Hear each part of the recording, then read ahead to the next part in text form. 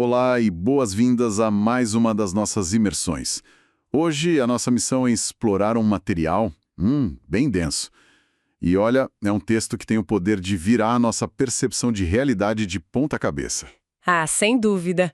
É daquelas leituras que deixam a gente pensando por dias. Pois é, nós temos aqui um documento de notas chamado Entre o Finito e o Infinito, Reflexões sobre Deus, escrito por Elder Lagg. Esse texto traz reflexões super profundas sobre um debate entre o pastor Tassos Lícoro, Chileno Gomes e Fábio Sabino. E é um debate intenso, né? Muito. Mas antes da gente entrar de cabeça nisso, é fundamental deixar uma regra muito clara para quem acompanha a gente. O nosso objetivo aqui não é tomar partido de nenhuma visão religiosa, política ou filosófica. Nós não estamos aqui para defender dogmas ou dizer o que é certo ou errado. Exatamente. A ideia é destrinchar as ideias desse texto com a mente totalmente aberta. Isso, apenas observando os conceitos com pura curiosidade intelectual, porque o texto já começa quebrando paradigmas logo de cara. Sim, ele não perde tempo. O autor usa esse debate original como um trampolim, sabe? Para lançar questionamentos sobre a estrutura da realidade. E o ponto central, o grande foco que a gente precisa trazer aqui logo de início, é sobre a clássica pergunta: Deus existe? E o que o Elder Lagg diz nas notas aqui, a própria pergunta já é meio confusa por natureza. Ele argumenta que a palavra Deus nem existia originalmente nas compreensões mais antigas. Exato. O que existia era o conceito de Criador. E para o autor, isso é muito importante, o Criador não é um ser separado, tipo, não é um senhor de barba branca numa nuvem, julgando todo mundo. Para ele, o Criador é o próprio fluxo da existência. Isso. As leis da natureza em ação. Discutir se esse Deus existe é confuso justamente porque cada pessoa entende a palavra de forma diferente. Mas se o Criador se manifesta em tudo na vida, na natureza, na realidade, ele não precisa de nome para existir. É muito interessante como essa mudança sutil de perspectiva altera o jogo todo. Porque se a gente deixa de ver o divino como um indivíduo isolado e passa a encarar como esse fluxo de existência, muitas das confusões históricas que o pessoal tem começam a fazer mais sentido. Fica mais palpável, de certa forma. Sim. Se ele está na biologia, na gravidade, na poeira das estrelas, ele simplesmente é. Certo, então vamos desempacotar isso com calma. Porque se a gente assume que o Criador é apenas o fluxo da natureza e não um ser com moralidade humana, a gente esbarra numa daquelas questões gigantes, né? A clássica, por que existe o mal? A pergunta de $1 milhão. Pois é. Segundo o texto, o bem e o mal só existem dentro do ego humano. O universo não opera com essas categorias. Mas espera aí, se o universo não liga para o bem e para o mal, isso não soa meio perigoso? Como é que fica a bússola moral nisso tudo? É a primeira dúvida que surge, né? Mas o que é fascinante aqui é a explicação que ele dá. Pensa numa tempestade. Uma tempestade que derruba uma árvore não é má. É só o clima. Exato. Um leão que caça uma zebra não é cruel. Ele só está seguindo o fluxo da natureza. O documento diz que não tem como medir algo como bom ou mal fora da nossa percepção pessoal. O mal seria só aquilo que o nosso ego interpreta como negativo ou que prejudica a gente. Entendi. Então a bússola moral continua valendo para nossa convivência em sociedade, mas numa escala cósmica isso não se aplica. A natureza apenas flui. Perfeitamente, a natureza apenas flui. Sabe que isso me lembra aquela ideia de que, para existir a luz, precisa existir a escuridão. O texto entra bastante nisso, nessa nossa realidade dualista. Preto e branco, dar e receber, quente e frio. Sim, a dualidade é central nessas notas. A fonte argumenta que o Criador não interfere nessa realidade dual de forma julgadora. Na verdade, essa dualidade é necessária para a nossa experiência. Porque sem contraste a gente não percebe nada. Exato. Se a gente vivesse num universo só de luz, a gente seria cego. A gente só entende o calor porque já sentiu frio. Só valoriza a doação porque conhece o egoísmo. E olha que loucura. O autor chega a sugerir que essa ilusão da dualidade é tipo um jogo de esconde-esconde divino. Adoro essa parte. É como se o infinito colocasse uma máscara de finito, cheia de regras, só para que a gente pudesse descobrir a realidade oculta por trás das aparências. E é por causa dessa visão que o texto traz um ponto de vista muito reconfortante sobre o ateísmo. Ah, sim. Que debater agressivamente sobre ser ateu ou acreditar em Deus não muda muita coisa na prática. Isso, porque o que realmente importa, seja para a filosofia de Buda ou para os cristãos que despertaram, é a quebra do egoísmo, o abandono daquela visão de olhar só para o próprio umbigo, é o que gera conexão com o todo. Isso tira um peso enorme das costas. O foco vai para a transformação humana real. Totalmente. Não é sobre assinar uma carteirinha de crença literal. Mas, seguindo em frente no material, a gente chega numa distinção que confesso que me pegou de surpresa. Imagino qual seja. O autor faz uma separação baseada em tradições antigas e afirma que, na verdade, nós podemos falar de dois níveis completamente diferentes do que a gente chama de Deus. O texto busca apoio naqueles textos gnósticos clássicos, sabe? O Evangelho de Tomé, o Apócrifo de João. Aqueles que ficaram de fora do cânone bíblico. Isso mesmo. A fonte usa essas visões para dividir o conceito divino em duas categorias. A ideia é tentar explicar os paradoxos que a gente vê nas escrituras. Tá, e como funciona essa divisão? O primeiro nível é o Deus finito. O finito. Sim. Dependendo da tradição, chamam de demiurgo, ou Yahweh, Brahma, Alá. Esse é o criador do universo material. Ele é limitado ao espaço e ao tempo. É ele que cria as leis físicas e essa dualidade toda. E tem um ponto provocativo aí. Quando esse Deus diz, não há outro Deus além de mim, o texto interpreta que isso não é uma verdade absoluta. Exato.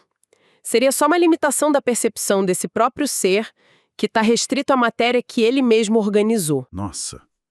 E em contraste a ele, tem o segundo nível, O Deus Supremo, infinito e primordial.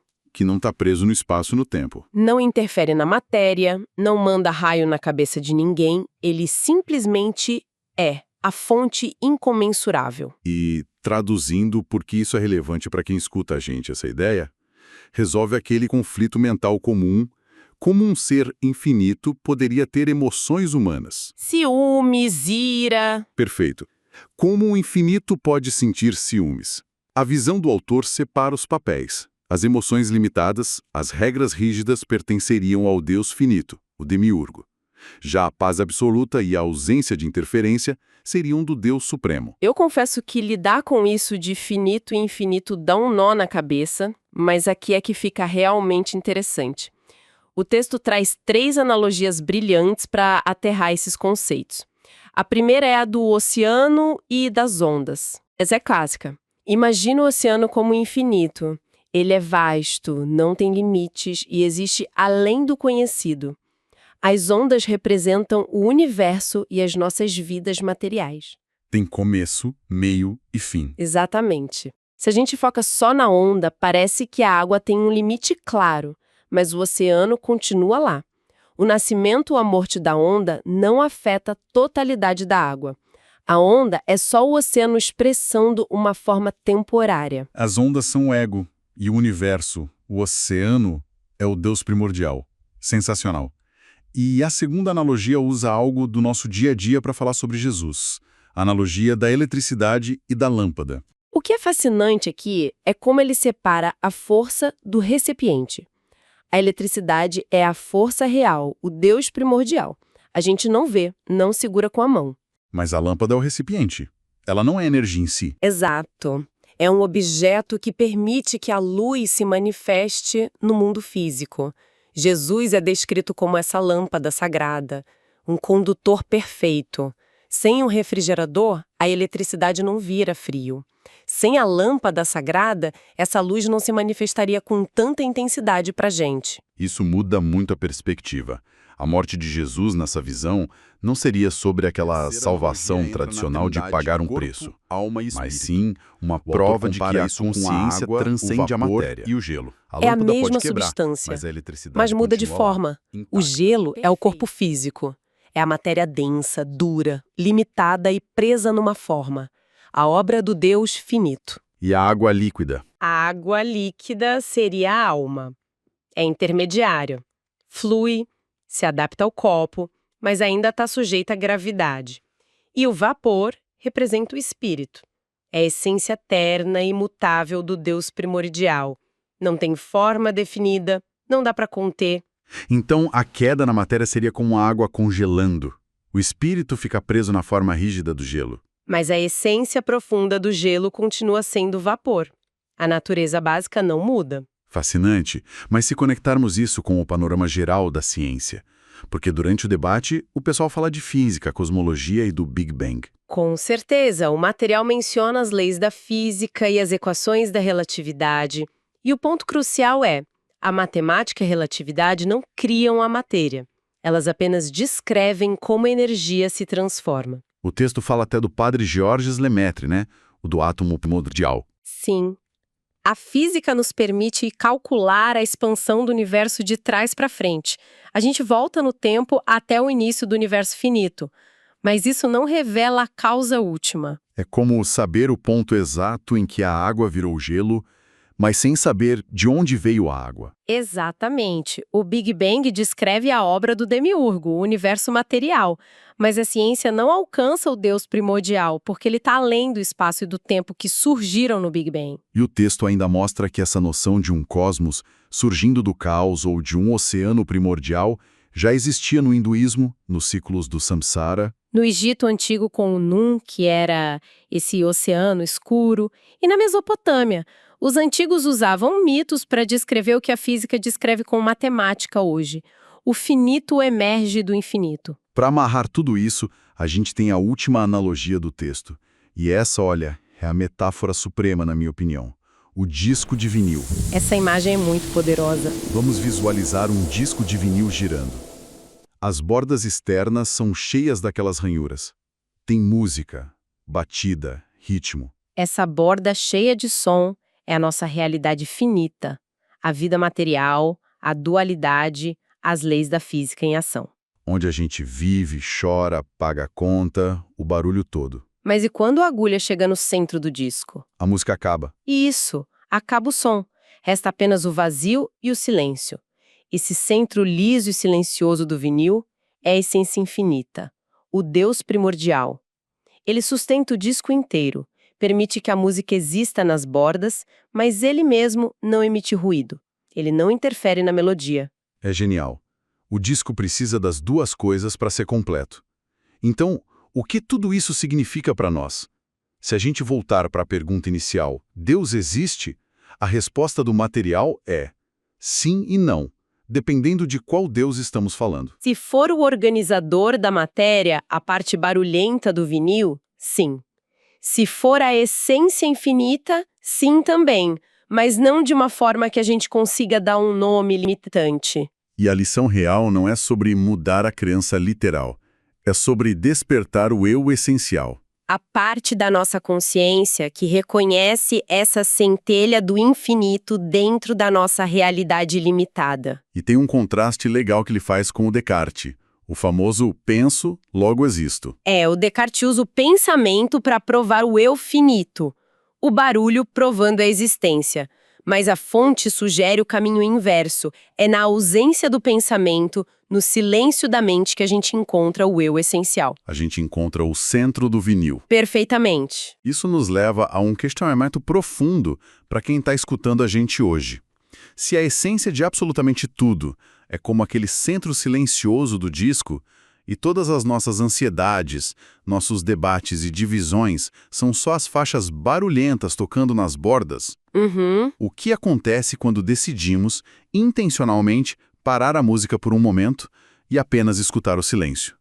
O que será que a gente encontraria lá? Fica o convite para essa descoberta. É uma provocação e tanto. Bem, é isso por hoje. Muito obrigado pela companhia e até a nossa próxima imersão.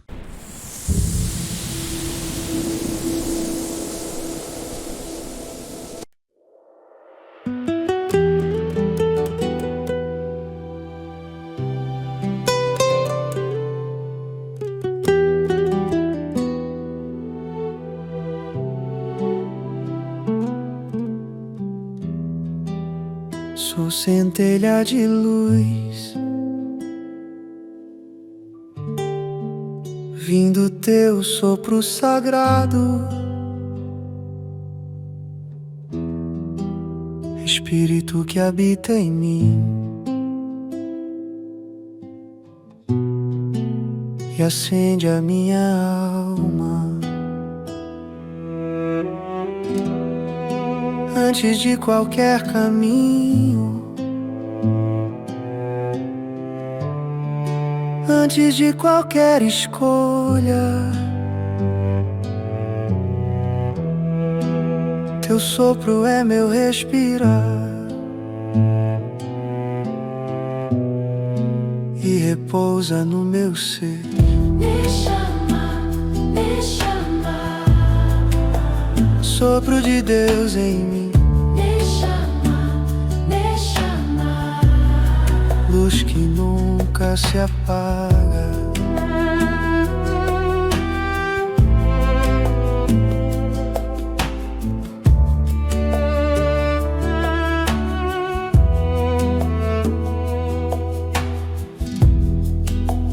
Mesmo quando tropeço, mesmo quando não compreendo, tua vida me sustenta e permanece em mim. Não há distância entre nós, não preciso buscar teu rosto, pois dentro de mim carrego a tua essência. Sopro de Deus em mim, Deixa amar. sopro de Deus em mim, Deixa amar. luz que nunca se apaga.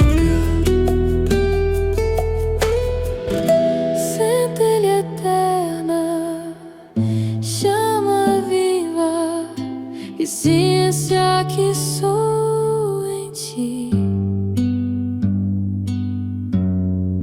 Sagrada chama que sou, sopro que me faz existir. Mesmo quando não te chamo, mesmo quando não compreendo, tua vida permanece viva. Deixa amar. Deixa amar.